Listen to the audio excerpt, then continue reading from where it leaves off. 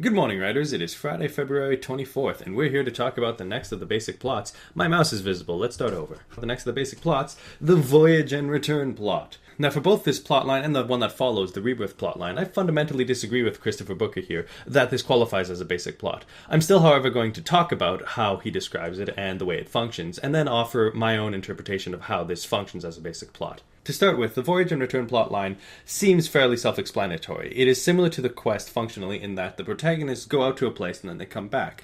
But how it works as a basic plot is a little bit more complex than that. Christopher Booker distinguishes the Voyage and Return plot from the quest plot in that the protagonists rarely have a clearly defined goal. They're often wandering aimlessly, or perhaps they fall into this adventure. Whereas quest protagonists have a specific goal they're trying to accomplish and they set out to do it. The voyage that is taken here is often accidental, one that the protagonist didn't intend, or rather a sidetrack for something they were trying to accomplish. They're a temporary journey, and the majority of the plot is the hero realizing that they have to escape, and then their attempts to do so. The archetypal Voyage and Return plot is that of Robinson Crusoe. It tells of a shipwrecked sailor who ends up on a deserted island where he learns to fend for himself, before he realizes that the island is not exactly deserted. He works together with the local populations to eventually escape. It's a plot summary that glosses over a lot of the inherent racism, but, that's basically the tagline on summarizing literature as a whole. The point of Robinson Crusoe is that he goes from a flighty and commitment-phobic youth to a mature and responsible adult who is able to fend for himself. This is something that he learned only because he was removed from the sheltering environment he grew up in and put into the situation where he had to fend for himself.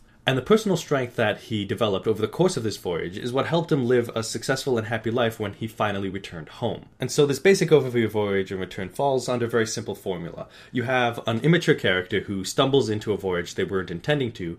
Over the course of this journey, face problems that they have to overcome and face a part of themselves that they didn't necessarily know that they had to, before returning home and living a more full and fulfilling life. Christopher Booker also talks about how these voyages can fall under the more social aspect of things. It's like a rags to riches plotline where the protagonist eventually returns back to the rags. And it's because the Voyage and Return plotline can't exist on its own and relies so heavily on the quest and rags to riches narrative that I tend to think of it more as a journey of discovery rather than the formula that Booker suggested. Because it is unmistakable that these involve journeys, they involve a voyage, but unlike the quest, the goal is not to fix an inherent wrong with the world, but rather to learn more about the world, whether that be for your own purposes or for academic purposes. Because the journey that the protagonists take leads to them understanding more about the world and about themselves. And a lot of the time, the journey is intentional. It's one where knowledge is the end goal of the journey. And these plotlines don't fit cleanly into the quest narrative because there is no natural antagonist. There's no one stopping the quest for knowledge other than the fact that knowledge can sometimes be hard to attain. In this case, the journey is one that pits the protagonist against nature itself or against a world in which they have no idea how to navigate. Margaret Cavendish's Blazing World, quite possibly the first science fiction novel ever written,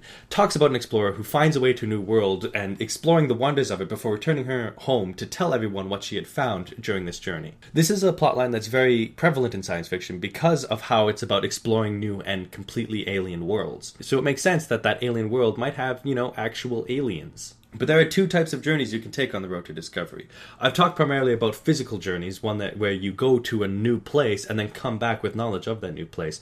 But it can also be more of a fantastical journey and one that takes place in the theater of the mind. When these stories take place in the theater of the mind, they involve the protagonist exploring a symbolic world that is filled with wonder, joy, and excitement, but also a strange sense of unease and unnaturalness. And though they initially enjoy their exploration of this world, the dangers of it will slowly start to rise, and the protagonists realize they have to go home in order to escape whatever threat is arising. Although physical explorers are usually running for their lives when they abandon the voyage, spiritual voyagers, on the other hand, usually run from things like imprisonment or being trapped in the world, or manifestations of their greatest fears and anxieties. Sometimes, however, they go back on the idea that they have to return in order to use the knowledge that they've acquired. And so even if the voyage is a spiritual or mental one, it still has the same outcome because the point of the voyage is never to bring back riches or bring back physical wealth or anything graspable. It's to bring back knowledge and personal growth. This is why even when the journey is physical, the protagonists often are unable to take anything back with them. Think of every time travel narrative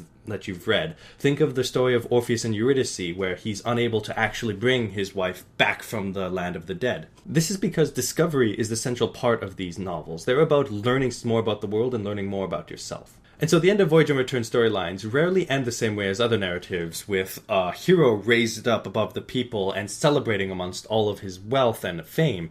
The Voyager Return storyline usually ends with the protagonist coming back and simply knowing a little bit more about the world, or sharing their discoveries with an academic world, or maybe changing their lives for the better and becoming a more mature and responsible adult. And so these plot lines tend to focus on real, normal people going on extraordinary journeys. And these journeys are symbolic of the journey that we all take when we go from childhood to adulthood. It's the other basic plot that you can use to tell a coming-of-age stories if the rags to riches plot doesn't work out for you. Finally, this journey of discovery plotline is one that you often see in longer-form narratives when a character has to go through a massive shift. Because this plotline tends to have both the same physical start and end points, it's very easy to take a single character or a small group of characters from a bigger work and send them on this small journey to learn something or change in a significant way.